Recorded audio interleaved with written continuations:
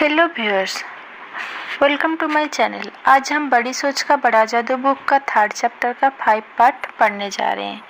अपने संकोच को आत्मविश्वास में बदल सकते हैं कैसे। पहली बात तो यह है कि सामने वाले से गर्मजोशी से हाथ मिलाएं। इसके बाद सामने वाले व्यक्ति की तरफ अकेल सीधे देखें और तीसरी बात सामने वाले से कहें, मुझे आपसे मिलकर खुशी हुई। इन 3 साधारण क्रियाओं से आपका संकोच अपने आप और तत्काल दूर हो जाएगा। आत्मविश्वास से भरी क्रिया की वजह से आप में अपने आप आत्मविश्वास आ जाएगा। आत्मविश्वासपूर्ण चिंतन करने के लिए आत्मविश्वास की क्रियाएं करें। जिस तरह की भावनाएं आप स्वयं में जगाना चाहते हैं उस तरह की काम करें। नीचे आत्मविश्वास बढ़ाने वाले 5 अभ्यास दिए जा रहे हैं, उन्हें सावधानी से पढ़ें, फिर इनका अभ्यास करने की पूरी कोशिश करें और आप अपना आत्मविश्वास काफ़ी बढ़ा चढ़ा पाएंगे। पहला, आगे की बेंच पर बैठे। कभी आपने मीटिंग या चर्च या क्लासरूम या किसी और तरह की सभा में इस बात पर गौर किया है कि पीछे की सीट सबसे पहले भर जाती है। ज़्यादातर लोग पीछे की लाइन में इसीलिए बैठते हैं ताकि वे लोगों को नज़रों में ना आए, और वे लोगों की नज़रों में आने से इसीलिए बचना चाहते हैं क्योंकि उनमें आत्मविश्वास नहीं होता। आगे बैठने से आत्मविश्वास बढ़ता है। इसका अभ्यास करें। आगे से यह नियम बना लें कि आप जितना आगे बैठ सकते हैं बैठें। यह बात तो पक्की है कि आगे बैठने से आप थोड़े ज़्यादा नज़रों में रहते हैं, परंतु याद रखिए, सफलता के लिए लोगों की नज़रों में रहना ज़रूरी होता है। सेकंड में, नज़रें मिलाकर बात करने का अभ्यास करें। कोई व्यक्ति किस तरह अपनी आँखों का प्रयोग करता है, इससे भी हमें उसके बारे में काफ़ी जानकारी मिल सकती है। अगर कोई आपकी आँखों में सीधे नहीं देखता है तो आपके मन में यह सवाल तत्काल आ जाता है, यह व्यक्ति क्या छुपाने की कोशिश कर रहा है, यह व्यक्ति किस बात से डरा हुआ है, क्या ये मुझे धोखा देना चाहता है, इस व्यक्ति के इरादे क्या है। और आमतौर पर आँखों के संपर्क में असफलता से 2 बातें पता चलती है। पहली ये, मैं आपके सामने आने पर असहज अनुभव करता हूँ, मैं आपसे हीन अनुभव करता हूँ, मैं आपसे डरा हुआ अनुभव करता हूँ।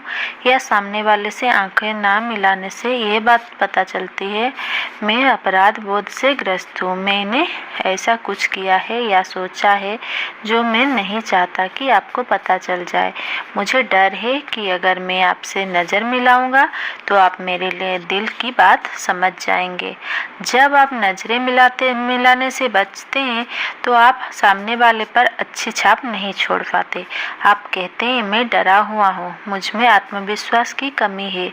इस डर को जीतने का यही तरीका है कि आप सामने वाले से नज़रें मिलाकर बात करें। नज़रें मिलाकर बात करने से सामने वाले को यह संदेश आ जाता है, मैं ईमानदार और सच्चा हूँ, मैं जो कह रहा हूँ मैं उसमें पूरी तरह यकीन करता हूँ, मैं डरा हुआ नहीं हूँ, मैं आत्मविश्वास से भरा हुआ हूँ। अपनी आँखों से काम ले। दूसरे व्यक्ति की आँखों में आँखें डालकर बात करें। इससे न सिर्फ आप में आत्मविश्वास आ जाएगा बल्कि इससे सामने वाला भी आप पर विश्वास करने लगेगा।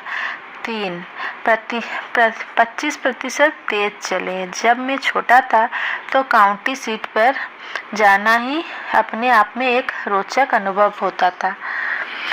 जब सारे काम हो चुके होते हैं और हम कार में लेट जाते हैं तो मेरी माँ अक्सर कहा करती थी, डेवी, यहाँ थोड़ी देर चुपचाप बैठो और देखो कि लोग किस तरह चल रहे हैं। माँ इस खेल को बहुत अच्छी तरह से खेलती थी। वह कहा करती थी, उस आदमी को देखो, वो परेशान सा दिख रहा है, या तुम्हें क्या लगता है वो महिला क्या करने जा रही है, या उस आदमी की तरफ देखो, वो कोहरे में लिपटा हुआ लगता है। लोगों को चलते हुए देखना सचमुच मज़ेदार था। मनोरंजन का यह तरीका फिल्म देखने से सस्ता पड़ता था। मुझे बाद में पता चला कि इस खेल को खेलने के पीछे माँ का क्या एक कारण ये भी था और इससे भी ज़्यादा शिक्षा की भी मिलती थी। मैं अब भी लोगों से लोगों को चलते हुए देखता हूँ। कॉरिडोर में, लॉबी में, फुटपाथ पर लोगों को चलते हुए देखकर मैं समझ लेता हूँ कि उनकी मानसिक स्थिति कैसी है। मनोवैज्ञानिक झुकी हुई मुद्राओं और सुस्त चाल का संबंध खुद के बारे में, अपनी नौकरी के बारे में, अपने आसपास के लोगों के बारे में अप्रिय रवैये से जोड़ते हैं। परंतु मनोवैज्ञानिक यह भी बताते हैं कि आप अपने मुद्रा को बदलकर और अपने चलने की गति को बदलकर अपने रवैये को सचमुच बदल सकते हैं। आप भी देखिए, अगर देखेंगे तो आप यह पाएंगे कि शरीर की क्रिया मानसिक क्रिया का परिणाम है। जो व्यक्ति हरा हुआ है, चोट खाया हुआ है, वो मरा चलता है, सुस्त चलता है, उसमें आत्मविश्वास शून्य होता है। औसत लोग औसत चाल चलते हैं, उनकी गति औसत होती है, उनके चेहरे पर लिखा होता है मुझे अपने आप पर नाज नहीं है। एक तीसरा समूह भी होता है। इस समूह के लोगों में प्रबल आत्मविश्वास होता है। वे आम लोगों से तेज चलते हैं, उनकी चाल में एक फुर्ती होती है, उनकी चाल दुनिया को बताती है मैं किसी महत्वपूर्ण काम से किसी महत्वपूर्ण जगह जा रहा हूँ। इससे भी बड़ी बात यह है कि जो काम मैं 15 मिनट बाद करने जा रहा हूँ, मुझे उसमें सफलता मिलेगी। आत्मविश्वास बढ़ाने के लिए 25% तेज चलने की तकनीक का प्रयोग करने के देखें। अपने कंधों को सीधा कर लें, अपने सिर को ऊपर उठा लें और थोड़े तेज कदमों से आगे की तरफ बढ़े चलें। आप पाएंगे कि आपका आत्मविश्वास भी बढ़ चुका है। कोशिश करें और परिणाम खुद देखें। चौथा, बोलने की आदत डालें। कोई तरह की समूह के साथ काम करते हुए मैंने ये पाया है कि बहुत से समझदार और योग्य लोग चर्चाओं में भाग नहीं लेते हैं। चर्चा के दौरान उनका मुंह ही नहीं खुल पाता। ऐसा नहीं है कि उनके पास बाकी लोगों जितना अच्छे विचार नहीं होते या वे बोल नहीं सकते। इसका कारण सिर्फ ये होता है कि उनमें आत्मविश्वास नहीं होता। ये चुप्पा व्यक्ति अपने बारे में इस तरह की बातें सोचता है, मेरा विचार शायद काम का नहीं है। अगर मैं कुछ कहूँगा तो हो सकता है कि लोग मुझे मूर्ख समझेंगे। इसीलिए बेहतर यही है कि मैं चुपचाप बैठा रहूं। इसके अलावा समूह के बाकी लोग मुझसे बेहतर जानते हैं। मैं दूसरों के सामने यह जताना नहीं चाहता कि मैं कितना नासमझ हूँ।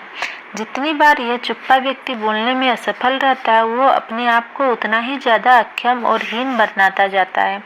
अक्सर वो खुद से यह कमज़ोर सा वादा करता है। अंदर से वो जानता है कि इस वादे को वो कभी पूरा नहीं कर पाएगा, कि वो अगली बार मौका पड़ने पर जरूर बोलेगा। ये बहुत महत्वपूर्ण है। हर बार जब चुप्पा व्यक्ति बोलने में असफल रहता है तो वो आत्मविश्वास को खत्म करने वाले जहर की ओर एक खुराक घटक लेता है।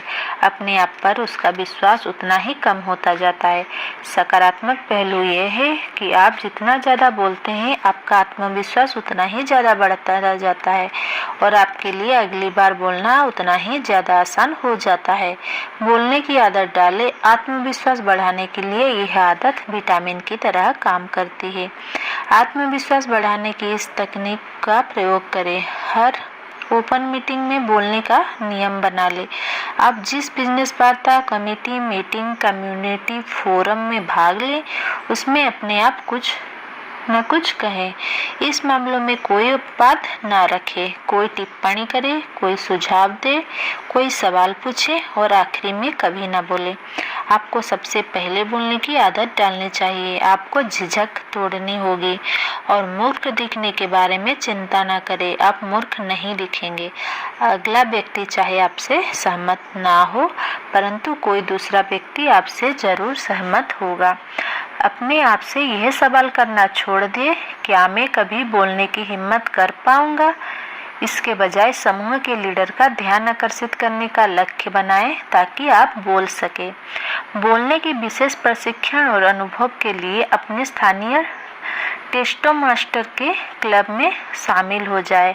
हजारों लोगों ने इस तरह की सुनियोजित कार्यक्रम में शामिल होकर लोगों के साथ और लोगों के सामने चर्चा करने करके अपना आत्मविश्वास बढ़ाया है। 5 में बड़ी मुस्कुराहट दें। ज़्यादातर लोग का कहना है कि मुस्कुराहट से उन्हें सच्ची ताकत मिलती है। उन्हें बताया गया है कि मुस्कुराहट आत्मविश्वास की कमी को दूर करने के लिए एक बढ़िया दवा है, परंतु ज़्यादातर लोग इस बात में इसीलिए यकीन नहीं करते क्योंकि जब वे डरे होते हैं तो वे मुस्कुराने की कोशिश ही नहीं करते। ये छोटा सा प्रयोग करके देखें, आप पराजित अनुभव करें और बड़ी मुस्कुराहट दें। एक साथ एक ही समय में यह संभव नहीं है, आप ऐसा कर ही नहीं सकते। बड़ी मुस्कुराहट आपको आत्मविश्वास देती है। बड़ी मुस्कुराहट आपका डर भगाती है, चिंता दूर करती है और निराशा हर लेती है। और एक सच्ची मुस्कुराहट सिर्फ आपका आत्मविश्वास को ही नहीं बढ़ाती या सिर्फ आपके मन से बुरी भावनाओं को ही नहीं हटाती। सच्ची मुस्कुराहट से लोगों का विरोध भी पिघल जाता है और ये तत्काल होता है। अगर आप किसी को बड़ी सी सच्ची मुस्कुराहट दें तो सामने वाला व्यक्ति आपसे गुस्सा ही नहीं हो सकता। कुछ समय पहले की बात है, मेरे साथ एक घटना हुई जिसमें ऐसा ही हुआ। मैं चौराहा पर हरी बत्ती जलने का इंतजार कर रहा था कि तभी भड़ाम की आवाज़ आई। मेरे पीछे वाले ड्राइवर का पैर ब्रेक पर से हट गया था और उसने मेरी कार के बम्पर में पीछे से टक्कर मार दी थी। मैंने शीशे में से देखा कि वो बाहर निकल रहा था। मैं भी तत्काल बाहर निकल पाया और नियमों की पुस्तक को भूलते हुए बहस के लिए तैयार हो गया। मैं मानता हूँ कि मैं उससे बहस करके उसे नीचा दिखाने के लिए पूरी तरह तैयार था, परंतु सौभाग्य से इसके पहले कि मुझे ऐसा करने का मौका मिलता, वो मेरे पास आया, मुस्कुराया और उसने गंभीरता से कहा, दोस्त, मेरा ऐसा कोई इरादा नहीं था। उसकी मुस्कुराहट और इसके गंभीर वाक्य को सुनकर मेरा गुस्सा काबू हो गया। जवाब में मैंने इस तरह की बात कही, चलता है, ऐसा तो होता ही रहता है। पलक झपकते ही हमारा विरोध मित्रता में बदल गया। बड़ी मुस्कुराहट दे और आप महसूस करेंगे कि एक बार फिर खुशी के दिन लौट आए हैं, परंतु मुस्कुराहट बड़ी होनी चाहिए। आधी मुस्कुराहट से काम नहीं चलेगा। आधी मुस्कुराहट की सफलता की कोई गारंटी नहीं है। तब तक मुस्कुराए जब तक आपके दांत ना दिखने लगे। बड़ी मुस्कुराहट की सफलता की पूरी गारंटी है। मैंने कई बार सुना है, हाँ, परंतु जब मैं डरा हुआ होता हूँ या मैं गुस्से में होता हूँ तो मेरी मुस्कुराने की इच्छा ही नहीं होती। बिल्कुल नहीं होती होगी, किसी की नहीं होती। परंतु यही तो खास बात है कि आप ऐसे वक्त भी खुद कहें, मैं मुस्कुरा कर दिखा दूंगा, फिर मुस्कुराएं। मुस्कुराहट की शक्ति का दोहन करें। इन 5 तकनीकों के प्रयोग से लाभ उठाएं। कार्य करने से डर दूर होता है। अपने डर को चिन्हित कर ले और फिर रचनात्मक कार्य करे। अकर्मण्यता, किसी परिस्थिति के बारे में कुछ न करने की आदत से डर बढ़ता है और आत्मविश्वास कम होता है। सेकेंड में अपनी यादों के बैंक में केवल सकारात्मक विचार ही जमा करने की कोशिश करें। नकारात्मक, खुद को नीचा दिखाने वाले विचारों को मानसिक राक्षस ना बनने दें। अप्रिय घटनाओं या परिस्थितियों को याद करने की आदत छोड़ दें।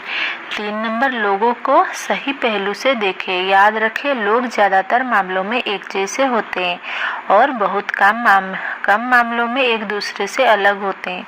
सामने वाले के बारे में संतुलित नजरिया रखें। आखिर वो भी आप ही की तरह एक इंसान है और आप समझने की कोई रवैये का भी प्रयोग करें। कई लोग भौंकते हैं परंतु बहुत कम लोग सचमुच भौंकते हैं। 4 नंबर, वही काम करने की आदत डालें जो आपकी अंतरात्मा के हिसाब से ठीक है। इससे आपके जीवन में अपराध बोध का जहर नहीं घुल पाता। सही काम करना सफलता के लिए एक बहुत व्यवहारिक नियम है। अपने हर काम से यह झलकने दे, मुझ में आत्मविश्वास है, काफ़ी आत्मविश्वास है। अपने रोज़मर्रा के जीवन में इन छोटी छोटी तकनीकों का प्रयोग करें अ आगे के बेंच पर बैठे। ब नजरें मिलाने का अभ्यास करें। स 25% तेज चले। द बोलने की आदत डाले। ई बड़ी मुस्कुराहट दे। ये करना है। ये हुआ थर्ड चैप्टर का complete. Thank you for watching. Please like, share and subscribe.